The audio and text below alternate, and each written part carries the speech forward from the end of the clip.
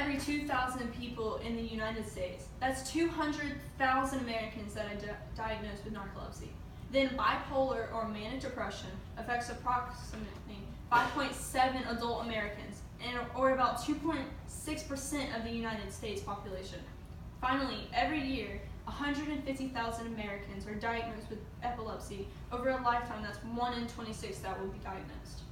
These are your coworkers, your neighbors, the girl that makes you coffee, the guy that sits behind you in econ, and most importantly, your friends and family. Many of them go undiagnosed or unrecognized.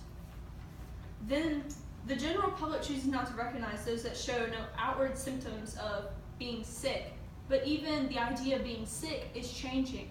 With the development of research and technology,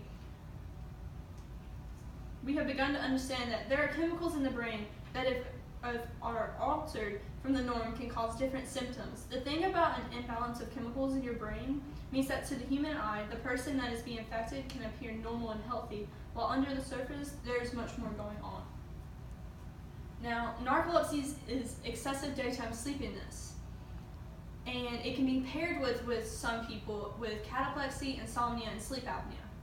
Then there's epilepsy. Epilepsy is a sudden, recurrent episodes of sensory disturbance, loss of consciousness, and or convulsions.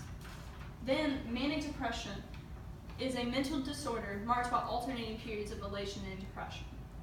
I have narcolepsy myself. I was diagnosed in 2014, and every day is a struggle. To better help you understand, imagine you on your worst day, where you've gotten no sleep the night before, you're behind on all your work, and you feel there is no hope, and you're just stressing. That's me and millions of others on our best days. Now, I can begin to compare each of these different moments and see how I go through so much more than you, but we'd be here for a while, and that doesn't really get to the point, because just understand, we all have bad days. It's just people with disorders have a couple more hoops that we have to jump through on a daily basis. It's okay to not understand, but educating yourself can only make things easier and safer for us all. It's easy. There are plenty of websites, books, and even TED Talks that can help you understand the different disorders. Don't rely on social media or TV to tell you the truth, because narcolepsy is not when you just randomly fall asleep or fall to the ground. Epilepsy is not where you can't be around strobing lights because you'll have a seizure. And manic depression is not when you're having mood swings 1 second to the next. These disorders, there's much more to these disorders.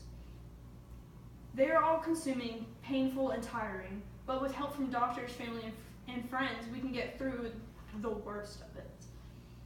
Whether it be a neurological or mental disorder, just because you can't see the outright symptoms, that does not mean they are not there.